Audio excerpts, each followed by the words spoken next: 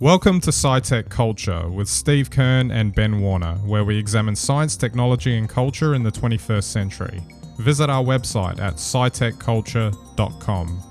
Well, as you can see, we're back in the tiny house studio over here in Adelaide. Good to do it in person again, as we normally do. Oh, well, rarely do, I guess. Rarely do, but it's great to be here and great to be in one location. Absolutely. And just the fact that we're going for the simple setup this time as opposed to that 3-camera rig thing that we did last time, that, you know, proving the point that you can just have your laptop set up and a phone and... you can just record and produce content just like that. That's it. I'm getting a real lesson in technology here today. Absolutely. All right. So today's topic, we're going to talk about, aspects to disinformation and fake news, where do conspiracy theories come from, etc. And the lead off was this story from Science Alert, where it was about the fact that just about every sort of anti-vax COVID conspiracy vaccination thing, like anything like that, is probably could be traced back to like 12 people that put it out into the world in the first place, even though it seems like there's millions of experts that can talk to the topic. It's just replicated content, for lack of a better term. And it's hard not to feel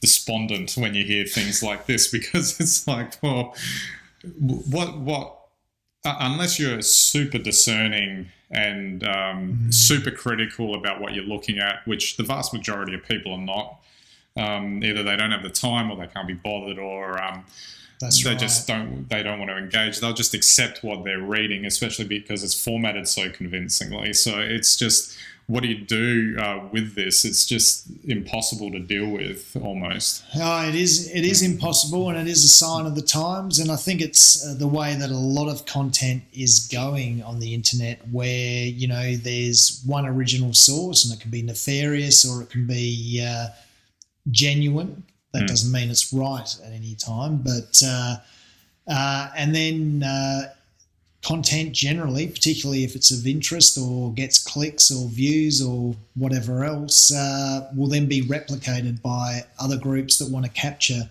eyeballs. So in this case, we don't know who came up with the conspiracy idea, but it's a popular topic, and if you were selling something or you wanted to attract traffic, that would certainly be one way to do it. And what happens is if you write a relatively coherent article, even if it is conspiracy, once it starts to get into those feeds and it gets out there through the socials and starts to get a bit of traction, then other people will take it as well. But I think the really scary thing is, Ben, that what probably a lot of people aren't aware of is that it'll repeat itself. And if you only casually view it, it'll appear that you're getting the same message from many different sources. And that's the root of real disinformation. Well, not to mention that it's formatted in such a convincing way. I think maybe in the past, like, you could tell it was immediately, like, I guess even in a previous life, I guess, before all of this technology and everything. Something might look tabloid, something might not look like a real masthead. How is it not different to, I don't know, the National Enquirer story about, you know, the alien baby or whatever it is? And lizard people.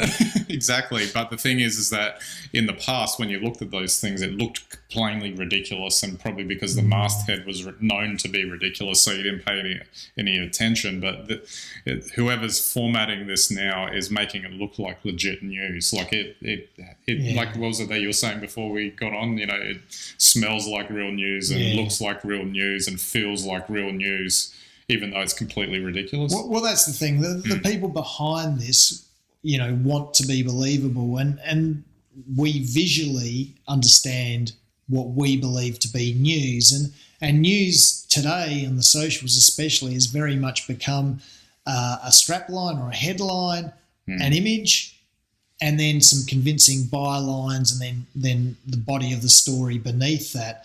And let's face it, most people only read the first 3 or 4 lines, and provided they're sufficiently similar but different, then if it comes with a different image and maybe a different headline and a different publisher, then you think you're seeing a different version of the same story, when in fact you're just seeing the same story.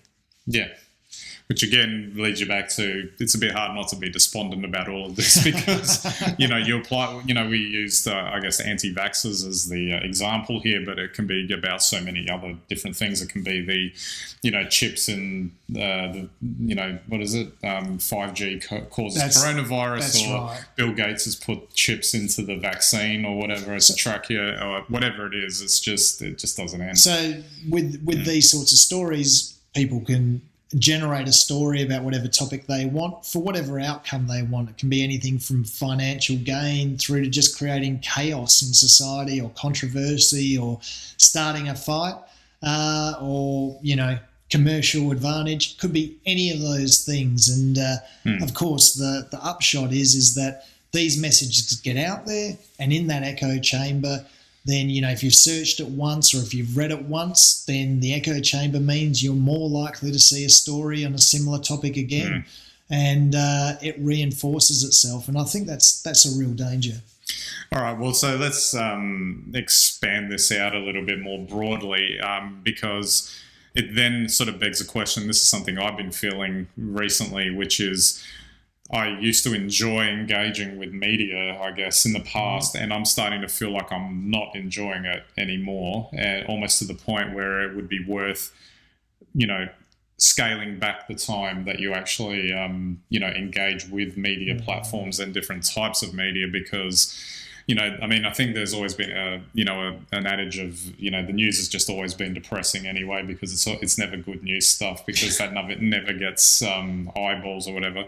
But because it's so, turned up to the max now, combined with the disinformation and all of that, you'd have to wonder whether just being able to take a complete step back, just as a person, as an individual, just to declutter your mind, like just to not be bombarded with it, and especially because it's just accessible all the time. It's not 6 o'clock news anymore. It's just you pick. We walk around with screens in our pockets every day. It's tempting to just flip it out, check what's going on, and that's when you start to go down the rabbit hole. Even without realizing it. And it almost to the point of, I don't know if you'd call it addiction behavior, but that kind of thing where you just keep going down the rabbit hole, a bit like how you're in a trance playing a pokey machine or something. It's just like it just keeps sucking you in. Well, that's, I think, unfortunately, very much is what's happening on the internet now. And we are being affected more so, through the way the internet works. And look, it'd be easy to say it's a bad thing or a terrible thing, but it is just the way it is. And I think a lot of these stories, a lot of the fear that we're facing, a lot of the outrage, a lot of the very visceral emotions that we know that the internet is basically programmed to cause in us, are really strong drivers for this. And it ends, I guess, at the point where people end up with very strong polarized opinions. And I think also that certainly through the socials, but more generally through our online environments, we really do get fed echo chambers. So it's pressing our buttons. We either agree or we disagree, and we're horrified at what the other alternative might mean rather than trying to come together and find a common ground to understand both sides of a situation. So, and happens, the crazier the conspiracy story, it only needs to stick with a few people and it will spread. So these are things that, are concerning.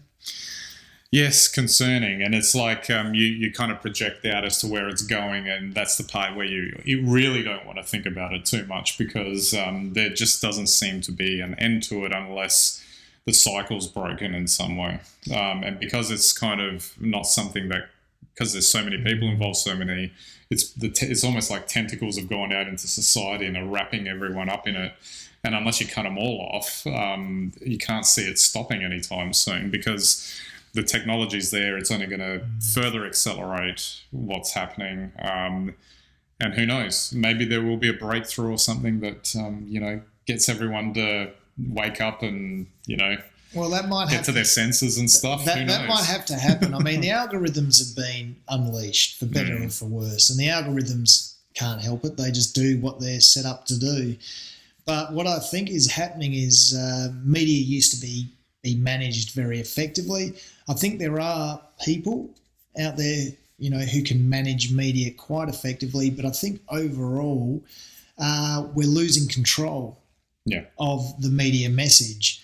And that's probably got a lot to do with the fact that a lot of the media message these days is automated. What happens next, who knows? Whether we just break into two camps, based on opinion, or whether the whole thing comes crashing down and we have to rebuild something new. We'll have to wait and see. That's when the mob rises up and basically controls the media landscape. Maybe we all have to switch to Bing and go to MySpace. Exactly. Yeah. Well, it's hard to say where any of this will go, but it's just it's just crazy stuff. I don't know. For me personally, I've been thinking about that lately. And it's funny because I've even imagined it even just with the endless amount of content that you can watch for entertainment. Do you need to have all of that stuff there instantly accessible?